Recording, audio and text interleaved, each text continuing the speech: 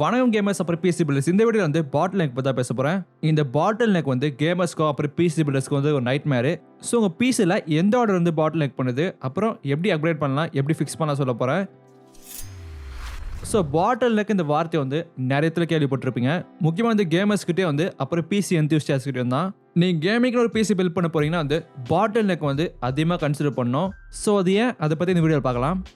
இந்த பாட்டில் நெக்கோட மீனிங் என்னன்னா வந்து ஒரு ஹார்ட்வேர் வந்து இன்னொரு ஹார்ட்வேர் லிமிட் பண்ணுறது, அதோட ஃபுல் பொட்டன்ஷியல் வந்து இன்னொரு ஹார்ட்வேர் தடுக்குது. இது நம்ம ரியல் வேர்ல்டில் கூட நிறைய எக்ஸாம்பிள் இருக்குது. ஃபர்ஸ்ட் வந்து ரிலே ரேஸ் எடுத்துக்கலாம். ஸோ உங்கள் டீமில் வந்து 4 பேர் இருக்க போகிறீங்க. அதில் 3 பேர் வந்து ரொம்ப ஃபாஸ்ட்டாக விடுவாங்க, ஆனால் ஒரே ஒருத்தர் மட்டும் ரொம்ப ரொம்ப ஸ்லோவாக இருக்க போகிறாங்க. அந்த ஸ்லோவாக இருக்க பர்சன் தான் பாட்டில் நெக்கு. ஸோ இவங்க இருக்கனால வந்து கண்டிப்பாக அவங்களால ஃபர்ஸ்ட் பிளேஸ் ஜெயிக்க முடியாது. இது நீங்கள் பீஸ் ஹார்ட்வேர் சைடில் பார்த்தீங்கன்னா வந்து 1 இல்லை 2 ஹார்ட்வேர் வந்து அது மற்ற ஹார்ட்வேர் கம்பேர் பண்ணும்போது அந்த அளவுக்கு பவர்ஃபுல்லாக இல்லை. அது மட்டும் இல்லாமல் மற்ற ஹார்ட்வேர் வந்து ஸ்லோ பண்ணுது. பிசியில் மட்டும் இல்லை, உங்கள் பாடியில் அப்புறம் வந்து எல்லா விஷயத்துலையும் பாட்டில் நெக் இருக்குது. ஸோ ரியல் லைஃப்பில் வந்து டிராஃபிக் ஜாம்ஸ் எக்ஸாம்பிளாக எடுத்துக்கலாம். ஏதோ ஒரு ப்ராப்ளம்னால ஒரு ஃப்ளோவை கெடுத்துடுது, அது வந்து சிக்னல் ஒர்க் ஆகாமல் போகலாம், இல்லை வந்து ஆக்சிடென்ட் நடந்திருக்கலாம். இதுதான் பார்த்தீங்கன்னா வந்து ஒரு பாட்டில் நெக்கு. இது வந்து மற்ற நிறைய விஷயம் வந்து ஸ்லோ பண்ணுது. இந்த பிசி ஹார்ட்வேர்ல வந்து 2 பாட்டில் நெக் இருக்குது. ஒன்று வந்து சிபியு அப்புறம் ஜிபியு. இது ரெண்டுத்தையும் பற்றி பேசும்போது இப்போ ஒரு கேம் விளையாட போகிறீங்க.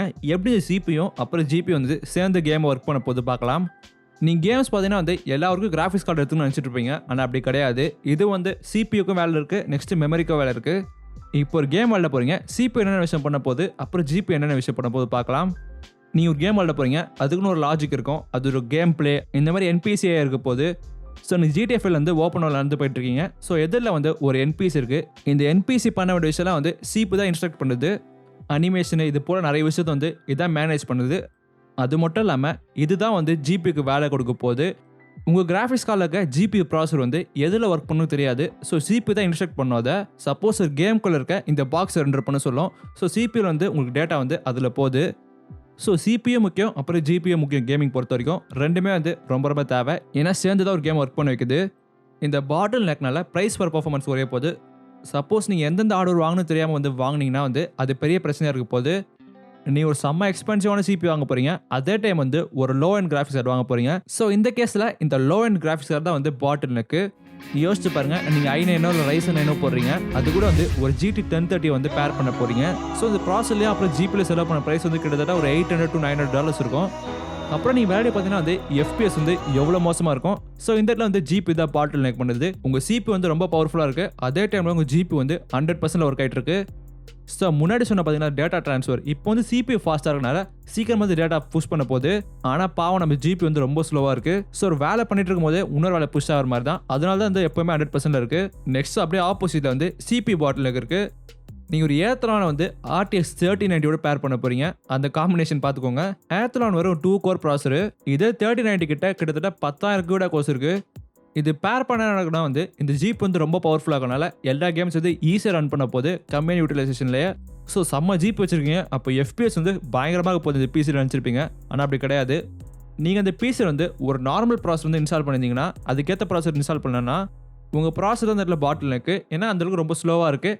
நெக்ஸ்ட் இதனால் வந்து FPS கம்மியாகும். அது மட்டும் இல்லாமல் எப்போவுமே 100% ரன் ஆகிட்டு இருக்கும். ஸோ வந்து தெர்மல் த்ராட்லிங் கூட ஏற்படும். அது ஒரு டைப் ஆஃப் பாட்டில் நெக் தான். உங்கள் டெம்பரேச்சர் மட்டும் பாட்டில் நெக் இல்லை, இது போல் நிறைய விஷயம் இருக்குது. அதை பற்றி அப்புறம் பேசுகிறேன்.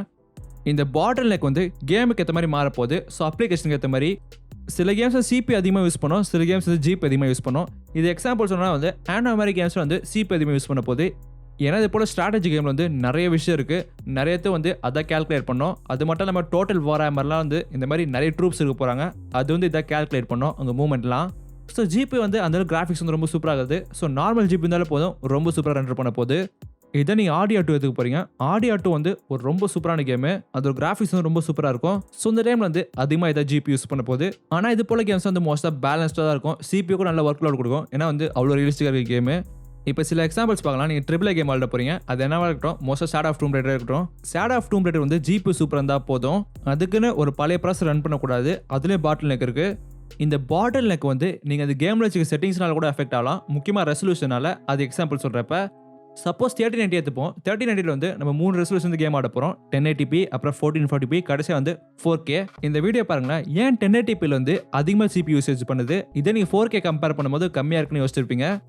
இதுக்கு ஒரு காரணம் இருக்குது. அது முன்னாடி சொன்னது தான். சிபி வந்து எல்லா அனிமேஷன்ஸு, அந்த என்பிசி மூவ்மெண்ட்டு எல்லாத்தையும் கேல்குலேட் பண்ணோம். 3090 போல கார்ட்ஸ்க்கு வந்து 1080pல ஒரு விஷயமே கிடையாது. ஸோ அதனால் வந்து இந்த மாதிரி ஹை ஃப்ரேம் ரேட்டில் ரன் பண்ண போது ஸோ ஃப்ரேம் ரேட் பாருங்கள் கிட்டத்தட்ட 80 மேலே இருக்குது RDR2ல. ஸோ அதிக ஃப்ரேம்ஸ் இருந்தால் அதிக டேட்டா, அதை நீங்கள் புரிஞ்சுக்கணும். இப்போ ஒரு மூவி பார்த்தீங்கன்னா வந்து அது 24 FPS இருக்கும். நார்மலாக வந்து ஐடியல் கேமிங் வந்து 60 FPS போதும். இந்த 3 வித்தியாசம் பாருங்களேன், 60 FPSக்கும் 240 FPSக்கும். ஸோ எவ்வளோ டேட்டா இருக்குல்ல, ஸோ எவ்வளோ அதிக ஃப்ரேம் ரேட்டோ அந்த அளவுக்கு வந்து CPU ஒர்க் பண்ணணும். ஏன்னா அதிக கேல்குலேஷன்ஸ் பண்ணணும், அதான் மேட்ரு. இது ஒரு சின்ன டிப்பு. சப்போஸ் நீங்கள் வந்து ஒரு ஓல்ட் ப்ராசர் யூஸ் பண்ணுறீங்க, ஆனால் ஒரு புது ஜிபி வாங்கியிருக்கீங்க, அது வந்து பாட்டில் நெக் ஆகுதுன்னா, அதான் உங்கள் CPU வந்து சஃபர் ஆயிடுச்சுன்னா 1080pல உங்கள் ரெசல்யூஷன் வந்து இன்க்ரீஸ் பண்ணுங்கள். அப்புறம் கிராஃபிக்ஸ் ஆப்ஷன்ஸ் வந்து இன்க்ரீஸ் பண்ணுங்கள். இதனால் வந்து உங்களுக்கு ஃப்ரேம் ரேட் கம்மியாகும். ஸோ அதனால் வந்து CPU கொஞ்சம் பாட்டில் நெக் கம்மியாகும். இதனால் வந்து பர்ஃபார்மன்ஸ் வந்து கொஞ்சம் ஸ்டேபிளாக இருக்கும். இந்த பாட்டில் நெக்னால கம்மி ஃப்ரேம் ரேட்ஸ் மட்டும் இல்லை, ஸ்டெபிலிட்டி இருக்காது. முக்கியமாக ஃப்ரேம் டைமில் இது வந்து சின்ன சின்ன ஷட்டரிங்கு அப்புறம் வந்து டிப் இருக்க போது இந்த வீடியோவில் பார்க்கும்போது டிஃப்ரென்ஸ் இருக்காது. ஆனால் நீங்கள் விளையாடும் போது கண்டிப்பாக பெருசாக தெரியாது இந்த மாதிரி ஷட்டர் ஆகிறதுலாம். ஸோ ஷார்ட்டாக சிம்பிளாக சொல்லணும்னா வந்து ஒழுங்காக டேட்டா பேசி சேரலை, ஒழுங்காக ப்ராசஸ் ஆகலை, எல்லாமே ஸ்லோவாக இருக்குது. அடுத்த செக்ஷனில் வந்து CPU பிடிச்ச கேம்ஸ் இருக்குது. எக்ஸாம்பிள் CS:GO, வேலரண்ட்லாம் சொல்லலாம். இந்த கேம்ஸ்லாம் வந்து எல்லா PC ரன் பண்ணுறதா பண்ணியிருப்பாங்க. ஸோ வந்து கிராஃபிக்ஸ் கார்டு வந்து அவ்வளோ பிரச்சனையே கிடையாது. இல்லை இந்த கேம் விளையாட போனாலும் வந்து ஹை ஃப்ரேம் ரேட்ஸ் விளையாட போகிறாங்க. 240 FPS 360 FPS கூட விளையாடுவாங்க. நான் முன்னாடி சொன்ன மாதிரி அதிக ஃப்ரேம் ரேட் இருக்கனால கண்டிப்பாக அதிக CPU யூஸ் ஆக போகுது. இந்த இடத்துல வந்து நீங்கள் நார்மல் CPU யூஸ் பண்ணிங்கன்னா வந்து கண்டிப்பாக பாட்டில் நெக்காக இருக்க போகுது. உங்கள் ஜிபி நீங்கள் RTX 3090 போட்டாலும் நீங்கள் விளையாட போகிற ஃப்ரேம் ரேட் வந்து நீங்கள் பே பண்ண காசு அளவுக்கு இருக்காது. இந்த மாதிரி கேம்ஸ் வந்து சிங்கிள் த்ரெட் பர்ஃபார்மன்ஸ் வந்து அதிகமாக ஃபேவர் பண்ணும். ஸோ வந்து Ryzen 5000 வந்து பழைய இன்டெலிஜென்ட் வந்து பீட் பண்ணிச்சு CS:GO, வேலரண்ட்லாம். ஸோ உங்களுக்கு ப்ராசர் எப்படி அஃபெக்ட் பண்ணுது பார்த்தீங்களா, ஒரே ஜிபி இருந்தாலும். ஸோ அடுத்த செக்ஷனில் வந்து தெர்மல் பாட்டில் நெக் சொல்ல போகிறேன். டெம்பரேச்சர் பாட்டில் நெக் கூட சொல்லலாம். இது ரொம்ப காமன் தான், உங்களால் ஃபிக்ஸ் பண்ணக்கூடிய முடியும் எந்த அப்கிரேடும் இல்லாமல். சப்போஸ் உங்கள் CPU ஃபேன் வந்து ஒழுங்காக ஒர்க் ஆகலைன்னா, இல்லை வந்து ரொம்ப ஸ்லோவாக சுற்றுதுன்னா அது வந்து ஃபிக்ஸ் பண்ணலாம். நீங்கள் ஸ்பீட் ஏற்றலாம், இல்லை வந்து க்ளீன் பண்ணலாம். அதை சப்போஸ் உங்கள் கேஸே வந்து ரொம்ப டஸ்ட்டாக வந்து அதை க்ளீன் பண்ணால் கூட உங்களுக்கு வந்து தெர்மல்ஸ் வந்து இம்ப்ரூவ் ஆகும். ஏன்னா CPUக்கு வந்து அதிகமாக ஏர் ஃப்ளோ கிடைக்க போகுது. சப்போஸ் உங்கள் CPUக்கு வந்து நல்ல ஏர் சப்ளை கிடைக்கலன்னா அது வந்து ரொம்ப ஹீட் ஆக போகுது. எந்த த்ராட்டில் இல்லைனா வந்து அது ஹீட் ஆகி அப்படியே வந்து எரிஞ்சிரும். ஸோ அதை ப்ரிவென்ட் பண்ணுறதுக்காக தெர்மல் த்ராட்டிங் இருக்குது. அதை மாதிரி தனி வீடியோ போட்டுருக்கான போய் பாருங்கள். இது வந்து CPUவோட பர்ஃபார்மன்ஸ் கம்மி பண்ணிட்டு டெம்பரேச்சர் கம்மி பண்ணும். நெக்ஸ்ட் மெமரி, அப்புறம் வந்து ஸ்டோரேஜ் பாட்டில் நெக். இது ரொம்ப ரொம்ப அன்காமன் தான்.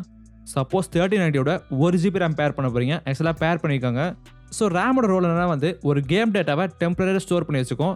இதை யூஸ் பண்ணி தான் வந்து CPU அப்புறம் GPU ஷேர் பண்ணிட்டு அந்த கேம் ஒர்க் பண்ண வைக்குது. ஸோ கம்மியான ரேம்னா வந்து கம்மியான டேட்டா, இதனால் வந்து GPU வந்து ரொம்ப ரொம்ப சஃபர் ஆக போகுது. ஆனால் இப்போ நம்ம எல்லாருமே வந்து மினிமம் 8 GB வச்சிருப்போம் கேமிங்க்கு. ஸோ பிரச்சனையே கிடையாது, இது வந்து மறந்துடலாம் அப்படியே நம்ம. ஆனால் இருந்தாலும் ஸ்பீடு டைமிங்லாம் வந்து அஃபெக்ட் பண்ணும். அது பேர் தனி வீடியோனா போட்டிருக்கேன். அது வந்து மேஜர் அஃபெக்ட் பண்ணாது, ரொம்ப ரொம்ப கம்மி தான். நெக்ஸ்ட் ஸ்டோரேஜ் அதே மாதிரி தான். சப்போஸ் நீங்கள் ரொம்ப ரொம்ப ஸ்லோவான ஹார்ட் டிஸ்க்கு இல்லை வந்து ஒர்க்கே ஆகலன்னு வச்சுக்கோங்களேன், எப்படி யோசிச்சு பாருங்க. ஸோ CPUக்கும் அப்புறம் GPUக்கும் தேவையான டேட்டா வந்து ஃபீட் ஆகாது. இது ஒரு பெரிய பிரச்சனையாக இருக்க போகுது. சரி, சப்போஸ் இப்போ பாட்டில் நெக் ஆகுதுன்னா வந்து எப்படி ஃபிக்ஸ் பண்ணலாம் சொன்னேன். ஆனால் பெஸ்ட் மெத்தட் வந்து உங்கள் GPU இல்லை CPU வந்து பாட்டில் நெக் ஆனால் அதை அப்கிரேட் பண்ணுறது தான். ஒரு ஆண்டியா ஒரு வெப்சைட் இருக்குது, அதை வேணா போய் செக் அவுட் பண்ணி பாருங்கள். இப்போ சில எக்ஸாம்பிள்ஸ் காமிக்கிறேன் நானே. என்னோட பில்டு எக்ஸாம்பிள் எடுத்துக்கலாம். இது வந்து Ryzen 5 5600X அப்புறம் வந்து GTA 660 பேர் பண்ணியிருக்கேன். இது டெம்பரரி ஜிபி தான், ஏன்னா இப்போ ஜிபி ப்ரைஸ் பற்றி உங்களுக்கு தெரியும். ஸோ என் பழைய பீஸில் இருந்தால் ஒரு ஜிபி தான் யூஸ் பண்ணுறேன். ஸோ GTA 660 வந்து ஒரு பழைய ஜிபி ஆக்சுவலாக.